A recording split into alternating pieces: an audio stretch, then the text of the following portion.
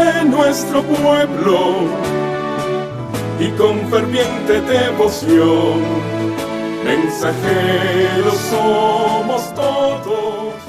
Un cordial saludo para todos. Hoy vamos a hablar de San Francisco de Asís, una de las figuras más queridas y veneradas de la historia del cristianismo, símbolo universal de paz, pobreza y diálogo con la naturaleza. Su vida, marcada por una conversión radical y un inmenso impacto espiritual, sigue inspirando a millones de personas. No solo transformó la iglesia del siglo XIII, sino que hoy sigue siendo un referente de espiritualidad, ecología, paz y humanidad. Nació en la ciudad de Asís, Italia, alrededor de 1182 y falleció el 3 de octubre de 1226. Hoy, a 800 años de su fallecimiento, el Papa León XIV ha proclamado un año jubilar especial de San Francisco, que abarcará desde el 10 de enero del 2026 hasta el 10 de enero del 2027, insistiendo en que el año jubilar de San Francisco no debe convertirse en otro capítulo más, rico en efectos espirituales especiales, sino en un tránsito silencioso del entusiasmo a la madurez profunda, de la celebración espectacular a la imitación en la vida cotidiana. La Penitenciaría Apostólica, que es la encargada de esta celebración, ha emitido un decreto de acuerdo con la voluntad del Papa León XIV que concede a los fieles la indulgencia plenaria durante el año de San Francisco, celebrado con motivo de los 800 años de su muerte, porque la vida del pobre de Asís demuestra que la misericordia de Dios obra en la historia también a través de personas que han abierto sus corazones a su acción. Sin embargo, aclararon que las indulgencias plenarias durante este año especial hablan de una misericordia que trasciende los límites de la justicia humana y subrayan que la inteligencia no es un dispensador de gracias. Al observar el ejemplo de vida de San Francisco, vemos que la gracia de Dios puede transformar incluso las mayores debilidades. Precisamente la indulgencia permite liberar el corazón de la carga del pecado, ya que es la remisión por parte de Dios de la pena temporal por los pecados ya perdonados en el sacramento de la penitencia y la reconciliación, para que se pueda realizar la debida reparación en plena libertad. Por eso, el jubileo es una oportunidad para que los fieles reaviven su fe, fortalezcan su relación con Dios y con la comunidad de la iglesia. Para obtener la indulgencia plenaria durante el año de San Francisco, se deben cumplir ciertas condiciones específicas que indica la iglesia: confesión sacramental, comunión eucarística, orar por las intenciones del Papa, desapego interior del pecado, confesarse y la realización de ciertas obras, como por ejemplo una peregrinación piadosa a iglesias franciscanas o la participación en las celebraciones del jubileo, oración y meditación en el espíritu franciscano, así como actos diarios de caridad y humildad que expresen la espiritualidad de San Francisco. En estos últimos años se han celebrado 3 jubileos franciscanos. El primero fueron los 800 años de las reglas franciscanas, celebrado el 29 de noviembre, que conmemora la aprobación de las reglas por el Papa Honorio III. Luego, el 800 aniversario del pesebre de Grecho, conmemorado durante la Navidad del 2023, marcando la primera representación del nacimiento de Jesús. Luego, el 800 aniversario de los estigmas, celebrado el 17 de septiembre del 2024, recordando cuando San Francisco recibió los estigmas de Cristo en el monte Alverna.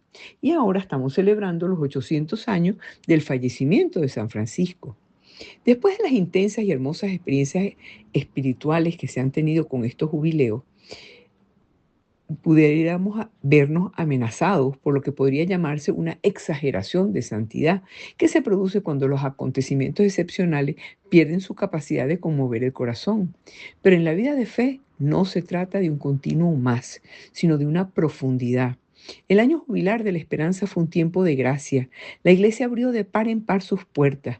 La figura de San Francisco, amigos, es particularmente valiosa en el contexto del cansancio espiritual. Él no propone más prácticas. Lo que propone San Francisco es sencillez y autenticidad, un retorno a la lectura personal del Evangelio, alegría en las pequeñas cosas, una fe vivida en las relaciones interpersonales, no solamente en los acontecimientos. Este año jubilar dedicado a San Francisco puede ser una invitación a simplificar la oración, profundizándola en lugar de multiplicándola, a vivir el Evangelio de forma concreta en vez de simplemente hablar de él. No debemos tener miedo que los tiempos sagrados de los jubileos se vuelvan banales, superficiales. No están destinados a asombrarnos continuamente, están destinados a orientar adecuadamente el corazón. El año de San Francisco no debe convertirse en otro capítulo lleno de efectos espirituales especiales, sino en un tránsito silencioso del entusiasmo a la madurez profunda, de la celebración espectacular a la imitación en la vida cotidiana. En el documento de la Penitenciaría Apostólica leemos estas palabras: este año de San Francisco debe animarnos a todos, cada uno según sus posibilidades, a imitar al pobre de Asís. Conocido como uno de los santos que amaba a los animales, cada 4 de octubre, cuando se celebra la fiesta de San Francisco de Asís, en muchas iglesias los fieles acuden con sus mascotas para celebrar ese día. Desde pequeño, Francisco de Asís disfrutó de una juventud privilegiada. Era hijo de un acaudalado comerciante de telas y desde niño vivió una vida de riqueza, diversiones, gastaba el dinero de manera ostentosa y solamente le importaba divertirse en la vida. Ya de un poco más mayor, buscaba la gloria militar. La conversión de Francisco no fue algo instantáneo, sino un proceso de desprendimiento radical. En 1202 se unió a la guerra contra Perusa, Asís contra Perusa, pero fue capturado y pasó un año en prisión, donde a raíz de problemas físicos en prisión comenzó a sembrar dudas sobre su estilo de vida. Cuando salió ileso de la prisión, continuó con su vida personal, pero seguía pensando en algo que le llenara más la vida, buscaba el sentido de su vida. Un día, su vida comenzó a cambiar radicalmente en lo que conocemos el encuentro con el leproso, pues Francisco siempre había sentido asco por los leprosos. Una noche, saliendo de una fiesta montado en su caballo, se topó con un pobre leproso titiritando de frío y en lugar de huir, se bajó del caballo, lo abrazó, lo besó y le dio su manto. Fue el momento en que rompió sus prejuicios sociales. Al darle su manto, su capa al pobre leproso, se sintió feliz y de ahí en adelante comenzó a donar toda su ropa. Mientras lo hacía, se sentía aún más feliz. Otro momento definitivo en la vida de Francisco fue uno mientras oraba en una iglesia pequeñita que estaba en ruinas, llamada la iglesia de San Damián. Allí escuchó una voz que venía desde el crucifijo y que le decía: Francesco, ve y repara mi iglesia. Inicialmente Francisco tomó el mensaje de forma literal y comenzó a reconstruir los muros de piedra. Para financiarlo, vendió las telas de su padre, lo que provocó una ruptura definitiva con su familia. En un juicio público ante el obispo y todo el pueblo, su papá le reclamó duramente a Francisco. Francisco se quitó todas sus ropas devolviéndole a su padre y le dijo: ya no te debo nada. Y declaró: desde ahora no diré Padre mío a Pietro di Bernardone, sino Padre nuestro que estás en el cielo. Así renunció a todas sus posesiones terrenales, eligió la pobreza absoluta y todo esto lo hizo frente al obispo de Asís. De ahí en adelante se dedicó a cuidar a los pobres, a los enfermos, a la naturaleza y se entregó por completo a Dios. Cambió su vida y se lamentaba constantemente llorando por sus pecados. Pasaba los días haciendo oración y ayuno. Su aspecto y su conducta cambiaron por completo, lo que hacía que la gente se burlara de él y lo llamaran loco. Por su parte, su padre enfureció y lo golpeó en diversas ocasiones. En una de ellas hasta lo encerró para que recapacitara y tomara su antigua vida. Pero Dios le concedió el don de profecía y el don de milagros y el don de perseverar en el amor a Él, a Dios. Cuando pedía limosna para reparar la iglesia de San Damián, acostumbraba a decir: ayúdenme a terminar esta iglesia. Enseguida Francisco tuvo numerosos seguidores y algunos querían hacerse discípulos. Francisco escuchó por tercera vez la voz que salía del crucifijo que le decía: Francesco, repara mi iglesia. En ese momento entendió que no era reparar la parte física de la iglesia, sino que la iglesia está conformada por todos los fieles bautizados y esos eran los que había que reparar, a esos eran los que había que predicarle. Esa iglesita de San Damián la conocemos con el nombre hoy en día de la Porciúncula y al día de hoy está dentro de la Basílica de Nuestra Señora de los Ángeles en Asís, Italia, en una capillita que por demás ha sido nombrada por la UNESCO como Patrimonio de la Humanidad. Inspirado en el versículo de Mateo 10:9, donde Jesús aconsejaba a los discípulos, no lleven oro, plata o monedas en el cinturón cuando viajen para predicar el Evangelio, sintió que debía hacer lo mismo cuando viajaba para predicar sobre el arrepentimiento y la pobreza.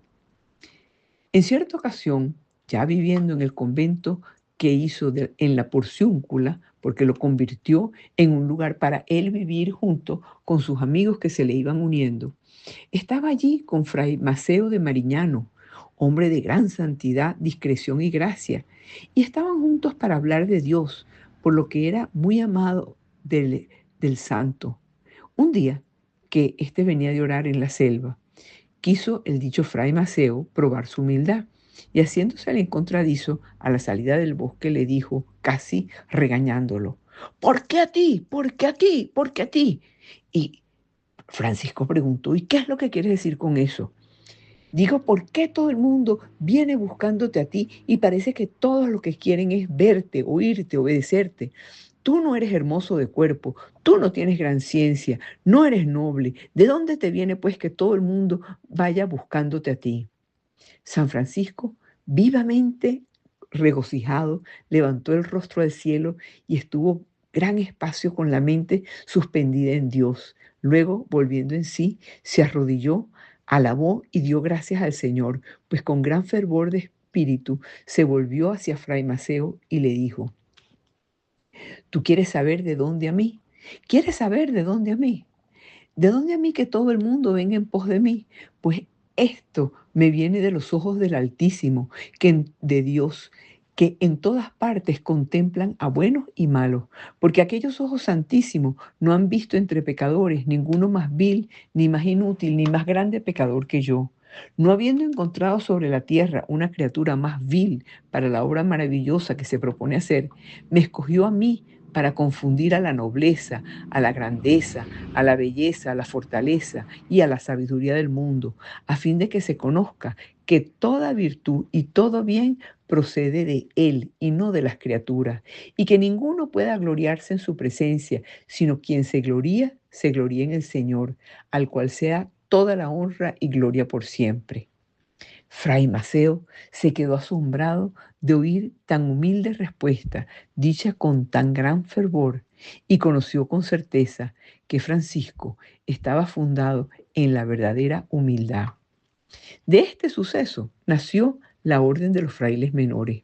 Dios quiso que se llamaran hermanos menores, decía San Francisco, porque deben mostrarse inferiores y más humildes y pobres por la humildad de corazón, en las palabras, en obras y en el hábito, y nunca pretendan ser mayores en la iglesia, sino más bien pidan y permanezcan siempre en una mayor y más profunda humildad. Las obras y la espiritualidad de San Francisco se narran espléndidamente en los 28 grandes frescos de la Basílica Superior, que se ha denominado la casa de oración más hermosa del mundo, basándose en la leyenda mayor de San Buenaventura. En una ocasión, Francisco fue invitado junto a un hermano por el señor León, cardenal de Santa Cruz, a permanecer algún tiempo con él en Roma, en una torre apartada, ubicada en una galería de 9 habitaciones, con una serie de comunidades. Pero luego de sufrir ciertas tentaciones durante la noche y haber estado en oración, le dijo a su hermano que lo acompañaba: hermano, el que yo me hospede en los palacios de las grandes personalidades no da buena idea de mí ante los demás. Mis hermanos que conviven en lugares pobres, al oír que yo estoy con cardenales, pensarán tal vez que nado en delicias, Por lo tanto, hermano, pienso que va mejor a quien está puesto como modelo huir de los palacios y hacer fuertes a los que padecen penurias, padeciendo iguales privaciones. Así que al día siguiente se presentaron frente al cardenal y después de haberle contado todo esto, se despidieron de él. En 1210, Francisco ya tenía 12 seguidores, al igual que Jesús tenía 12 apóstoles. Fue entonces cuando redactó una regla breve e informal que consistía principalmente en consejos evangélicos para poder alcanzar la perfección. Con este documento, él y sus seguidores se fueron caminando a Roma buscando la aprobación del Papa. Viajaron a pie, rezando y cantando felices, viviendo de las limosnas que la gente les ofrecía en su peregrinar. Cuando llegaron a Roma, el Papa Inocencio III preguntó: ¿quiénes son estos pobres frailes ante la corte papal? En un principio, el Papa Inocencio III no quería apoyar a Francisco y a sus seguidores, pero el pequeño fraile de Asís, con su pobreza, con su humildad, conmovió al romano pontífice. El Papa tuvo un sueño en el que vio a Francisco sosteniendo la basílica de San Juan de Letrán, la cual estaba a punto de derrumbarse. Interpretó esto como una indicación para que Francisco y su grupo apoyaran y sirvieran a la iglesia, dándoles el reconocimiento oficial como una orden. Iluminado por el Espíritu Santo, los animó a continuar con su misión, a construir la iglesia, a volver a los valores centrales del Evangelio, y vio en ellos una pequeña semilla del reino de Dios en la tierra. Más adelante, en el Cuarto Concilio de Letrán, Francisco conoció a Santo Domingo de Guzmán. Este concilio, la Iglesia Católica reconocía la primacía papal y Santo Domingo fue el fundador de la Orden de los Predicadores o los Dominicos. Un día, Francisco le preguntó a Jesucristo: ¿qué manda mi Señor Jesucristo que yo haga? Dios quiere que vayas a predicar porque no te ha elegido para ti solo, sino para la salvación de los demás. Fue lo que oyó en esa voz interior. Francisco, levantándose de un salto, dijo: pues vamos entonces, Señor, a predicar en nombre del Señor. Y con gran fervor de espíritu salió a predicar a distintos pueblos. En otra ocasión, después de que el hermano Rufino superara una fuerte prueba y una gran tentación, y después de haberse reconciliado con Francisco, se dirigían los dos juntos a la capilla a rezar el oficio. De repente, Francisco tomó el brazo de Rufino, lo paró y le dijo: escucha, hermano, es preciso que te diga una cosa. Se calló un momento con la mirada baja hacia el suelo. Parecía dudar. Después, mirando a Rufino bien a la cara, le dijo: con la ayuda del Señor, tú has vencido tu voluntad de dominio y de prestigio, pero no solo una vez, sino 10, 20, 100 veces tendrás que vencerla. Rufino le contestó: me das miedo, padre, no me siento hecho para sostener una lucha así. Francisco le replicó dulcemente: no llegarás a ello luchando, vas a llegar adorando. El hombre que adora a Dios reconoce que no hay otro todopoderoso más que Él solo. Lo reconoce y lo acepta profundamente, cordialmente. Se goza de que Dios sea Dios. Dios es, y eso le basta, y eso lo hace libre. ¿Comprendes? Y Rufino le contestó: sí, padre, comprendo. Habían vuelto a caminar mientras hablaban. Estaban ya a unos pasos del oratorio y Francisco concluyó diciéndole: si supiéramos adorar, nada podría verdaderamente turbarnos. Atravesaríamos el mundo con la tranquilidad de los grandes ríos. Francisco no buscaba fundar una orden compleja, sino vivir el Evangelio sin interpretaciones. Su estilo de vida atrajo rápidamente a seguidores conocidos como los frati minoris, los hermanos menores. A diferencia de las órdenes monásticas ricas de la época, los franciscanos no poseían propiedades, ni individual ni colectivamente. Vivían del trabajo manual y de la limosna. 2 años después, para el año 2212, Una jovencita amiga de Francisco, llamada Clara, se acercó a hablar con él, a preguntarle, ¿por qué lo dejaste todo? ¿Por qué estás viviendo esa vida? Francisco le explicó el llamado que Dios le hizo y cómo seguir ese llamado, y que ese llamado lo hacía el hombre más feliz del mundo. Al escuchar esto, así como ver el entusiasmo y la alegría de Francisco, Clara regresó a contarle a sus amigas y decidió una noche huir de su casa para seguir el camino de Francisco. Fue así como ella fundó la Orden de las Damas Pobres, las Clarisas. La Iglesia a lo largo del tiempo ha reconocido más de 40 milagros atribuidos al pobrecito de Asís, al poverelo, quien en todo veía la imagen de Dios creador y reflejó a Cristo en su humildad. Su vida estuvo marcada por la compasión, la fe y una profunda unión con toda la creación. Sus numerosos milagros reflejan su profunda conexión con la naturaleza y la divinidad. Sus milagros no solamente hablan de poder, sino de amor, el amor que transforma, sana y reconcilia toda la creación. Un caso de estos milagros fue cuando Francisco sanó la ferocidad de un dios lobo que aterrorizaba a la población, logrando que el animal hiciera un pacto de paz con los aldeanos, simbolizando su dominio pacífico sobre la naturaleza. Esto sucedió en el tiempo en que San Francisco vivía en la ciudad de Gubbio. Allí apareció en la comarca un lobo grandísimo, terrible, feroz, que no solamente se devoraba a los animales, sino también a los hombres, hasta el punto de que tenía aterrorizados a todos los habitantes, porque muchas veces se acercaba a la ciudad. Todos iban armados cuando salían de la ciudad, como si fueran a la guerra, y aún así, quien se topaba con él estando solo no podía defenderse, moría por las garras del lobo. Era tal el terror que nadie se aventuraba a salir de la ciudad. San Francisco, movido a compasión de la gente del pueblo, quiso salir a enfrentarse con el lobo, desatendiendo los consejos de los habitantes que querían a todo trance disuadirlo. Se hizo la señal de la cruz y salió fuera del pueblo con sus compañeros, poniendo en Dios toda su confianza. Pero los compañeros vacilaron en seguir adelante y San Francisco se encaminó resueltamente hacia el lugar donde estaba el lobo.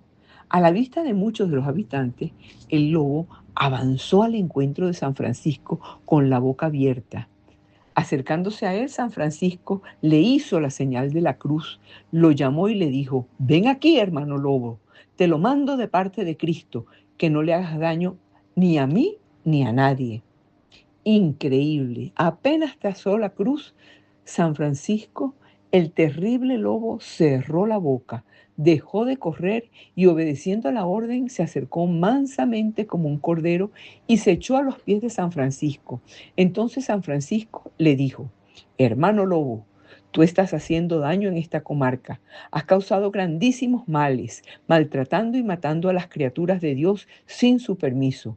Y no te has contentado con matar y devorar las bestias, sino que has tenido el atrevimiento de dar muerte y causar daño a los hombres, hechos a imagen de Dios.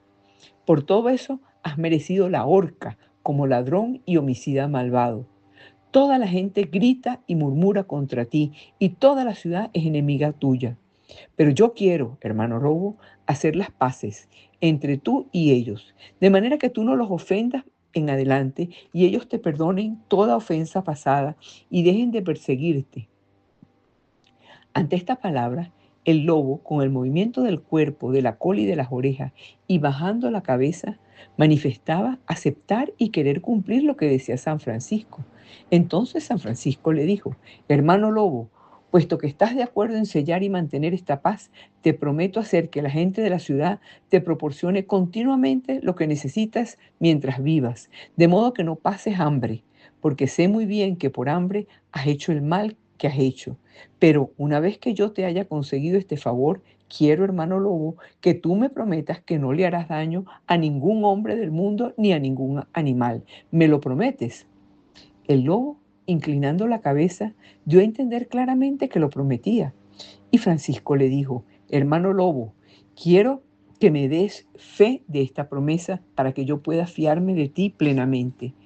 San Francisco le tendió la mano, para recibir la fe, y el lobo levantó su pata delantera y la puso mansamente sobre la mano de San Francisco, dándole la señal de fe que le pedía. Luego San Francisco le dijo: hermano lobo, te mando en nombre de Jesucristo que vengas ahora conmigo, sin ningún temor. Vamos a concluir esta paz en el nombre de Dios. El lobo obediente marchó con él como si fuera un manso cordero en medio del asombro de los habitantes. Y la noticia corrió rápidamente por toda la ciudad, y todos, grandes, pequeños, hombres, mujeres, jóvenes y viejos, fueron acudiendo a la plaza para ver el lobo con San Francisco. Cuando todo el pueblo se había reunido, San Francisco se levantó y les predicó diciéndoles, entre otras cosas, cómo Dios permite tales calamidades por causa de los pecados, y que es mucho más de temer el fuego del infierno, que dura eternamente para los condenados, que no la ferocidad de un lobo que solamente puede matar el cuerpo. Y si la boca de un pequeño animal infunde tanto miedo y terror a tanta gente, ¿cuánto más deben temer a la boca del infierno? Vuélvanse pues a Dios y hagan penitencia de sus pecados, y Dios los librará del lobo al presente y del fuego infernal en el futuro. Terminado el sermón, dijo San Francisco: escuchen, hermanos míos, el hermano lobo que está aquí ante vosotros me ha prometido y dado su fe de hacer las paces con ustedes y de no dañarlos en adelante en cosa alguna, si ustedes se comprometen a darle cada día lo que necesita. Yo salgo de fiador por él de que cumplirá fielmente por su parte el acuerdo de paz. Entonces todo el pueblo a una sola voz prometió alimentarlo continuamente. Y San Francisco le dijo al lobo delante de todos: y tú, hermano lobo, me prometes cumplir para con ellos el acuerdo de paz, es decir, que no le harás daño ni a los hombres, ni a los animales, ni a criatura alguna. El lobo se arrodilló y bajó la cabeza, manifestando con gestos mansos del cuerpo, de la cola y de las orejas, en la forma que podía, su voluntad de cumplir todas las condiciones del acuerdo.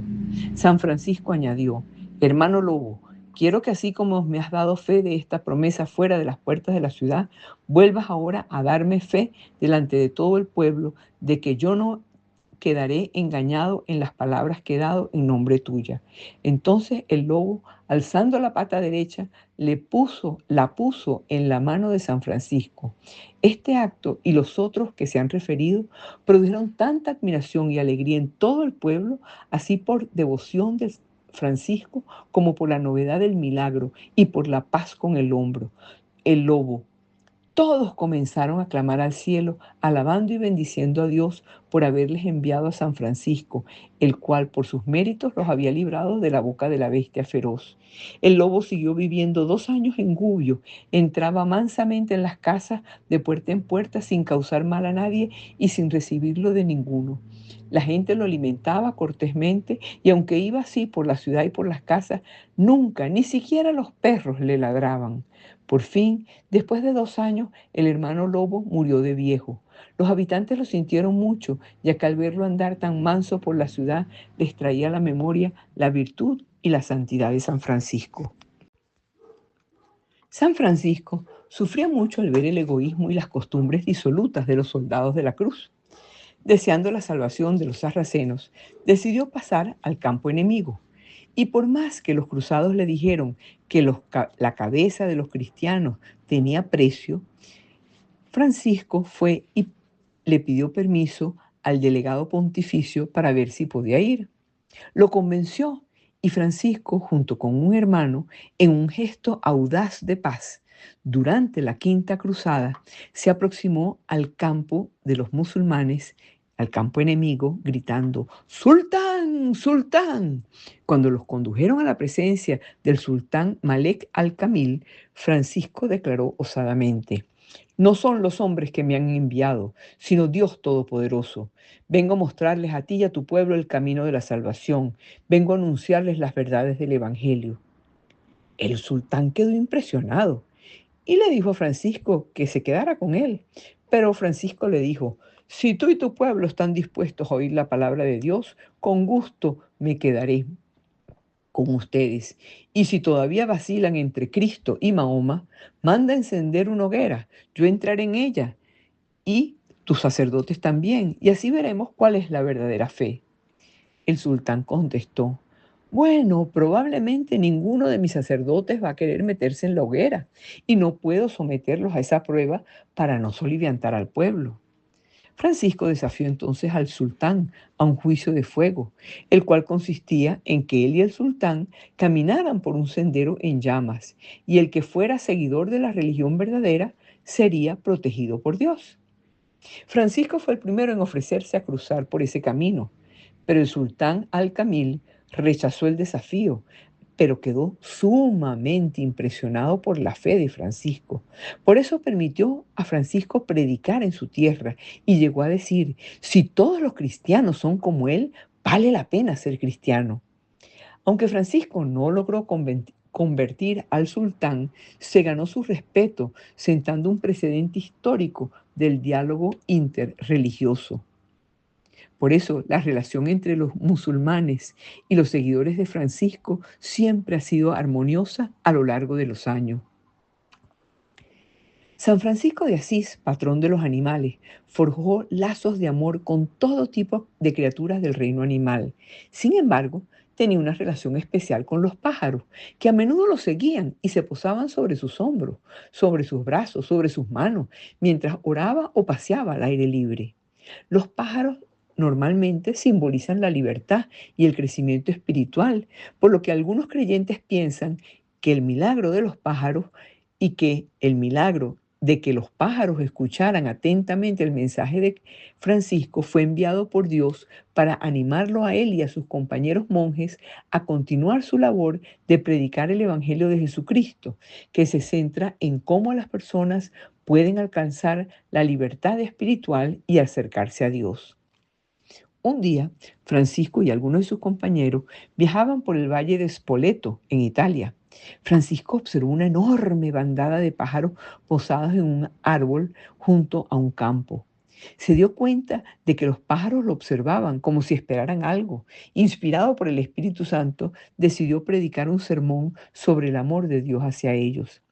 Francisco se acercó a un lugar junto a los árboles que estaban llenos de pájaros y comenzó el sermón improvisado. Informó a los monjes que viajaban con él y anotaron lo que Francisco decía. Su informe se publicó posteriormente en el antiguo libro de las florecillas de San Francisco. Francisco les dijo: mis dulces hermanitos aves del cielo, ustedes están ligadas al cielo, a Dios su creador. En cada aleteo y en cada nota de sus cantos, alábenlo. Él les ha dado el mayor de los dones, la libertad del aire. Ustedes no siembran ni cosechan, pero Dios los provee del alimento más delicioso, ríos y lagos para saciar su sed, montañas y valles como hogar, árboles altos para construir sus nidos y la vestimenta más hermosa, un cambio de plumaje con cada estación. Ustedes y los de su especie fueron preservadas en el arca de Noé. Claramente nuestro Creador los ama profundamente, ya que les da dones con tanta abundancia. Así que por favor, tengan cuidado, hermanitos, con el pecado de la ingratitud. Canten siempre alabanzas a Dios.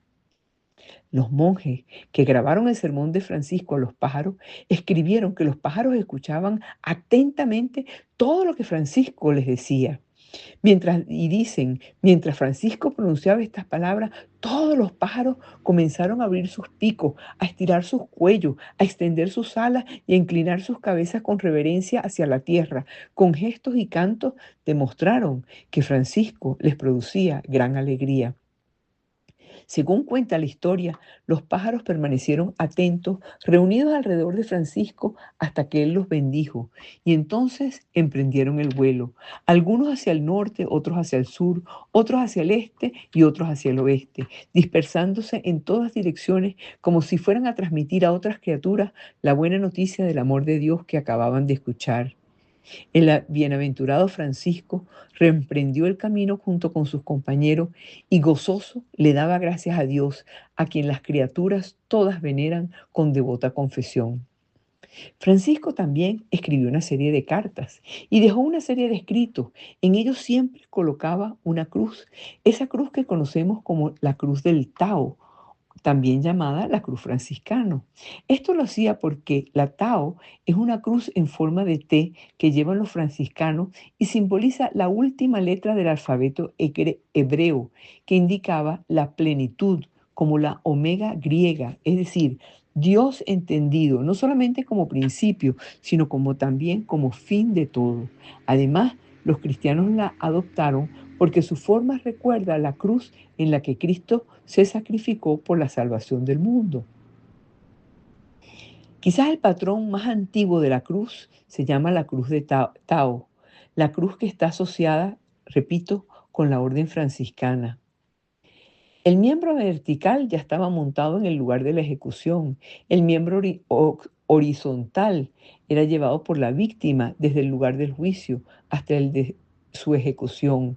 El nombre Tao se asoció con la cruz por su forma y porque Tao, repito, es la última letra del alfabeto hebreo y ya en uso simbólicamente en el Antiguo Testamento.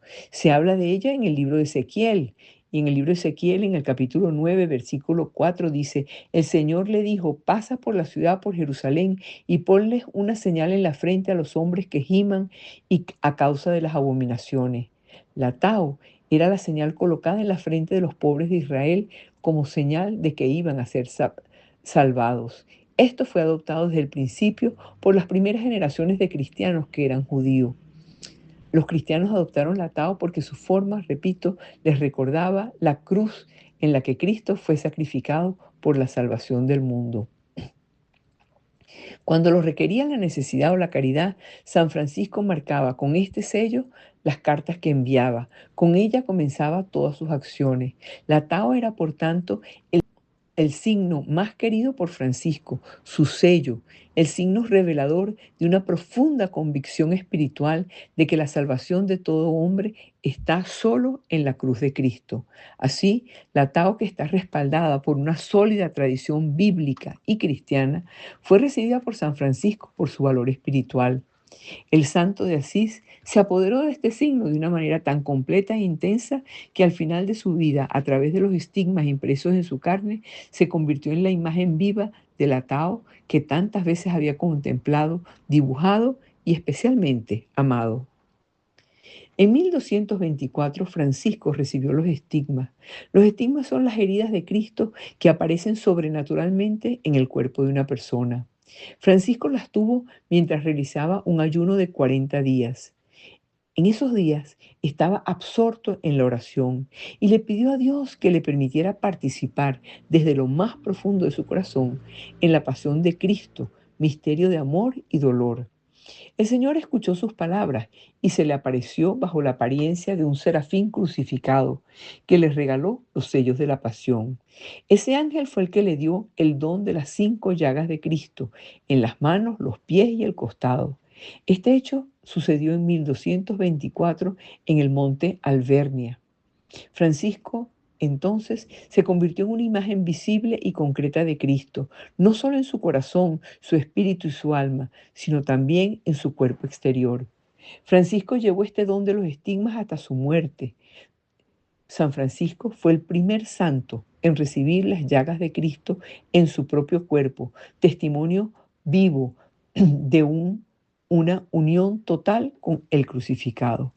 Francisco no solo quería imitar a Jesús, quería vivir a Jesús, algo que está muy bien expresado en las palabras de San Pablo, cuando dice, ya no vivo yo, sino que es Cristo quien vive en mí. Probablemente a nosotros no se nos da tener las heridas de la cruz en nuestros cuerpos, pero si lo deseamos, siempre podremos tener la pasión del amor que hará arder nuestros corazones por Dios y por nuestros hermanos, especialmente los que sufren. La tradición también relata que Francisco podía estar en 2 lugares al mismo tiempo, es decir, tenía el don de la bilocación y que por su oración muchas personas fueron liberadas de las influencias malignas. San Francisco, 2 años después de recibir los estigmas, falleció. De San Francisco se puede hablar mucho, pero hay un punto importante, por ejemplo, cuando ya casi al final de su vida, empezó a recibir muchas enfermedades y entre ellas empezó a quedarse ciego. Y cuando se estaba quedando ciego, dictó una de sus obras más famosas, que se conoce como el Canto de las Criaturas o el Himno al Hermano Sol. Y este es un poema para ser cantado por los hermanos en las plazas de los pueblos. Y parece ser que lo gestó en varios momentos de su vida, aunque lo dio a conocer después de recibir los estigmas en la cuaresma del año 1224 en el Monte Albernia. Francisco, aun cuando tuvo un grave problema de los ojos que le impedía ver, nunca dejó de predicar a los hombres, a los pájaros, al lobo, a todo lo creado. Un año antes de su muerte, en el mes de marzo-abril de 1225, compuso en San Damián en dialecto umbro, lengua italiana, y lo cantó por primera vez con sus hermanos León y Ángel. El cántico a las criaturas está dividido en tres partes y hace la petición: santificado sea tu nombre, igual que se dice en la primera parte del Padre Nuestro, indicando que Dios quiere reconocimiento, alabanza, respeto y ser honrado. San Francisco con su canto cumple con todos esos requisitos, porque al igual que Cristo, quita todo el protagonismo al hombre y lo dirige a Dios. Él en su canto lo reconoce, lo alaba y lo bendice. Este cántico de las criaturas de San Francisco resume toda su espiritualidad y toda su vida, porque alaba y elogia a Dios como parte de todo el mundo creado. Elige los cuatro elementos: la tierra, el agua, el aire y el fuego. Y él los llama sus hermanos y hermanas: hermano fuego, hermana agua, hermano viento, hermana madre tierra.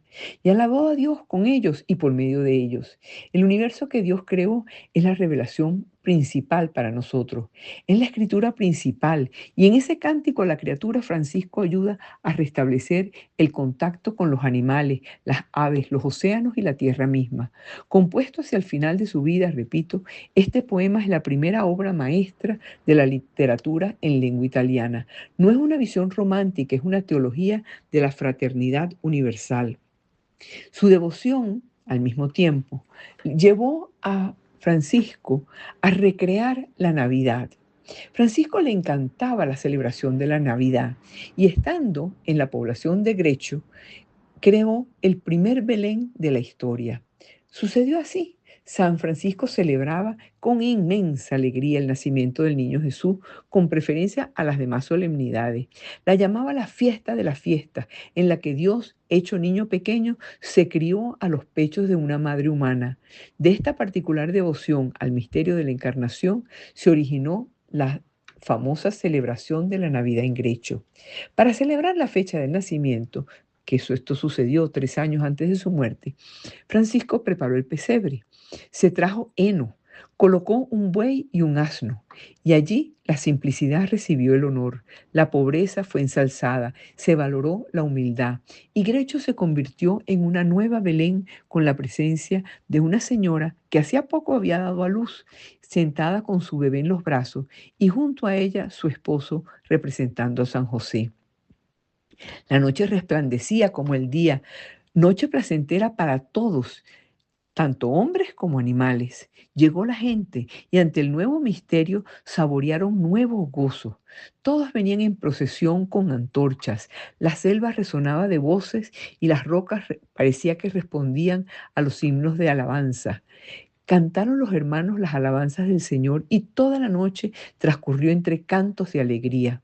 Francisco estaba de pie ante el pesebre, desbordándose en suspiros traspasados de piedad, derretido en inefable gozo. Su celebración del rito de la misa sobre el pesebre y el sacerdote fue una singular consolación. Él no celebró la misa porque él era apenas diácono. Nunca San Francisco fue sacerdote. Y vestido con los ornamentos de diácono, con voz sonora, cantó el Santo Evangelio. Su voz potente y dulce, su voz clara, bien timbrada, invitó a todos los premios supremos. Luego predicó al pueblo que asistía y tanto al hablar del nacimiento del rey pobre como de la pequeña ciudad de Belén, dijo palabras que llenaban a todos de felicidad.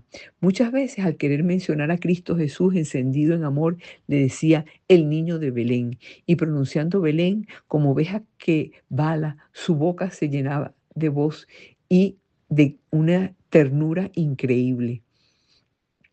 Se multiplicaban allí los dones del Omnipotente. Allí surgieron una serie de milagros. Por ejemplo, un varón virtuoso allí tuvo una admirable visión. En otra parte había un niño que estaba recostado en el pesebre, lo recostó su madre en el pesebre y se acercó a Francisco. El niño de repente despertó como de un sopor de sueño. No care esta visión y este suceso milagroso, ¿verdad? Animó a todo el mundo. El niño Jesús, sepultado en el olvido de muchos corazones, resucitó por su gracia, por medio de su siervo Francisco, y su imagen quedó grabada en los corazones enamorados. Terminada la vigilia solemne, todos regresaron a sus casas felices, llenos de alegría. Esta fue la primera representación del pesebre viviente que se realizó en la historia. Francisco pasó los últimos años de su vida aquejado con distintas enfermedades que le llevaron a la muerte con solo 44 años, pero siempre estuvo rodeado del cariño de sus hermanos. Francisco llegó a ser conocido como el pobre de Asís por su matrimonio con la dama pobreza, su amor por los pajaritos y toda la naturaleza. Todo ello refleja un alma en la que Dios lo era todo, un alma que se nutría de las verdades de la fe católica y que se había entregado enteramente a Cristo crucificado. Francisco amaba a los animales, sentía un gran cariño por ellos, pero también tenía el poder sobre ellos. Por ejemplo, las anécdotas de los pajaritos que venían a escucharlo cuando cantaba las grandezas del Creador, la historia del lobo de Gubbio amansado por el santo. San Francisco de Asís como un artesano de la reconciliación, alguien llamado por Dios para reconstruir su iglesia. Esta reconstrucción comienza con el corazón humano, en el que Dios quiso fundar su iglesia y en las comunidades en las que estamos insertos, con los hermanos que comparten nuestra vida, con los hermanos que tienen un rostro y una voz concreta, que trabajan con nosotros en la misión evangelizadora, que celebran y cantan con nosotros el misterio de la redención en la asamblea eucarística. El mensaje que deja San Francisco de Asís es un mensaje muy actual para cada uno de nosotros en el contexto en que vivimos. Un llamado de profunda división y conflicto a nivel nacional, regional y global es lo que no quiere San Francisco. Francisco buscaba la unión y pensando si es necesario que cada uno de nosotros se involucre en el crecimiento del reino de Dios. Era lo que buscaba. Insistía en que era necesario que no olvidáramos el mensaje enseñado por Cristo, ese mensaje de la mansedumbre, la paciencia, la humildad del pequeño grano de mostaza que no crece con ritmo de triunfalismo mundano. Realmente hay mucho que hacer en muchas áreas de nuestra cultura. Pero en todo esto, la actitud tiene que ser la de sencillez, la de la conciencia de la propia pequeñez y sobre todo la del respeto a los demás, por diferentes que sean sus visiones del mundo y de las cosas. Cada uno de nosotros desde su lugar, desde su vocación particular, está llamado a ser como San Francisco de Asís, un constructor de la iglesia, artesano de la reconciliación. Aceptemos este don en nuestro corazón y en nuestras comunidades para proyectarlo en los distintos ámbitos de la vida social. Más que una estatua en un jardín rodeado de aves, Francisco fue un hombre de fe radical, alegría, paz, cuyo amor por la creación y confianza en Dios siguen inspirando al mundo. Al celebrar su fiesta el 4 de octubre, descubrimos cómo sus palabras, su ejemplo y su llamada a la oración pueden iluminar el camino de fe de todos y cada uno de nosotros. Francisco no era un religioso de inmovilidad, era un religioso de acción. Y este es el secreto y la esencia de toda la religiosidad moderna. Indispensable a la vida moderna es la acción. Hoy en día nadie concibe una religión en la que el predicar esté alejada del actuar. Francisco cambia el apostolado de la plegaria y la expiación a la acción. No solamente reza o hace expiación, sino que también actúa se acerca a los demás, va con los pobres, con los necesitados, trabaja. No es únicamente un santo contemplativo, aunque él quizás en un principio hubiera preferido darse a la contemplación de las cosas divinas. Y su época, en muchos modos, lo ayudaba a eso. Pero de manera sobrenatural, él sabía que tenía que hacer algo y no solamente contemplar a Dios. En lugar de aislarse o apartarse, descendió y se fue a las ciudades. Al entender que esto no era nada común en su tiempo, entendemos por qué la gente lo veía como un loco y se reía de él. Nadie había visto antes bajar de una abadía o de algún centro religioso a alguien que les predicara en las plazas o en las calles. Eso era algo totalmente nuevo. San Francisco enseña algo fundamental y absolutamente original para su tiempo. Cada quien puede ser un religioso, aún en medio del mundo, porque entendió que Celda es el corazón y no un monasterio apartado. Al mismo tiempo conservó toda la experiencia religiosa del pasado, el espíritu de expiación, el ayuno, el amor a la soledad, el amor del rezo litúrgico, el anhelo de la contemplación, el hábito del trabajo y la oración. Una de las características esenciales de cualquier santo es el amor, y lo importante y lo que distingue a cada uno es el modo de amar. El modo de San Francisco es concreto, es renuncia, tiene su desarrollo en la acción y en la pobreza. El más pequeño de los hijos de Dios responde a las dos grandes exigencias de su época, la reforma evangélica y la revalidación cristiana de la acción. Inicia un auténtico renacimiento, no el de la concepción del mundo clásico, sino el renacer del hombre y la mujer hacia una vida nueva, instalada en Cristo. San Francisco deja al mundo como legado el dar sentido al mundo de algo que con frecuencia no logramos comprender, la felicidad sobrenatural del Evangelio, la opción por la pobreza, la vida evangélica perfecta.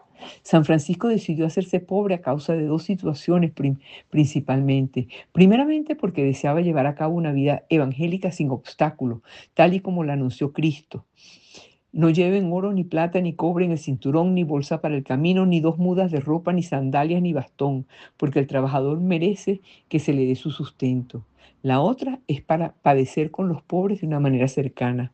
Los frailes vestidos con modestia podían acercarse a todas las personas, sobre todo a los campesinos, los albañiles, los mendigos, y de este modo el Evangelio pudo penetrar en la sociedad para darle una frescura popular que hacía siglos necesitaba. Las órdenes mendicantes, como la de San Francisco, inyectaron nueva vida a la iglesia. Este nuevo aire no implica que la comunidad cristiana estuviera enferma o que le hicieran falta buenos pastores y amigos de los pobres. Las órdenes mendicantes tuvieron éxito porque supieron conjugar la vida y la disciplina monástica con la predicación del Evangelio. Así, franciscanos, capuchinos y dominicos tuvieron un legado visible hasta hoy en la predicación del Evangelio en un modo popular. La fundación de universidades, la formación de sacerdotes, la renovación de la iglesia. Lo que los historiadores y los teólogos saben sobre Francisco proviene principalmente de sus propios escritos y textos hagiográficos. La hagiografía es una forma de biografía religiosa que celebra la vida virtuosa de los santos, a menudo relatando los milagros que se le atribuyen tanto en vida como después de su muerte. La figura de San Francisco es particularmente valiosa en el contexto, repito, del cansancio espiritual.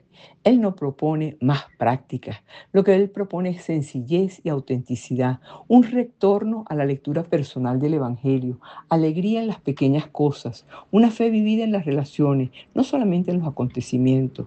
Francisco es recordado como el patrono de la ecología. Para él, la creación no era algo que explotar, sino una extensión de la familia divina. La biografía de San Francisco muestra que la verdadera imitación de Cristo no se basa en declaraciones o ideas, sino en un estilo de vida concreta y real arraigado en el Evangelio. Nos recuerda que el valor atemporal de la pobreza y la sencillez, el renunciar a la riqueza y al prestigio social, demostró que la libertad de espíritu nace del desapego de los bienes materiales. Para la persona de hoy que vive en un mundo consumista, esta es una invitación sumamente oportuna a la moderación, al uso responsable de los bienes y a anteponer a Dios y al prójimo a las posesiones materiales. Se trata de ser mucho más que detener. Francisco muestra que la paz nace de un corazón convertido, no de declaraciones interesadas ni de compromisos sin verdad. En un mundo marcado por los conflictos, la violencia social, la inseguridad, la vida de San Francisco es un llamado a construir la paz basada en el Evangelio de Cristo, el único redentor de la humanidad. Al observar su ejemplo, vemos que la gracia de Dios puede transformar incluso las mayores debilidades. Precisamente la indulgencia permite liberar el corazón de la carga del pecado, porque es la remisión por parte de Dios de la pena temporal por los pecados ya perdonados en el sacramento de la reconciliación. Francisco murió el 3 de octubre de 1226, acostado en la tierra desnuda de la Porciúncula, rodeado de sus hermanos. Tenía apenas 44 años. Fue canonizado apenas 2 años después por el Papa Gregorio. Uno de los hechos poco conocidos de su vida es que al morir, su cuerpo fue trasladado a su basílica en 1230, pero fue ocultado por los franciscanos para protegerlo de los invasores musulmanes. El lugar donde el cuerpo se escondió quedó en el olvido y no fue hasta casi 6 siglos después, en 1818, cuando fue redescubierto. Este santo, San Francisco de Asís, es sin duda uno de los más queridos por los cristianos, los cuales sienten mucha devoción por sus milagros, por su vida tan humilde que estuvo dispuesta a vivir después de su conversión, dejando atrás la vida placentera en la que creció, llena de comodidades, porque él cambió de vida. Él se convirtió para entregarse por completo a Dios, porque él supo que con Dios siempre ganamos. Orgullo de nuestro pueblo y con ferviente devoción, mensajeros somos todos de tu innegable protección. Mensajeros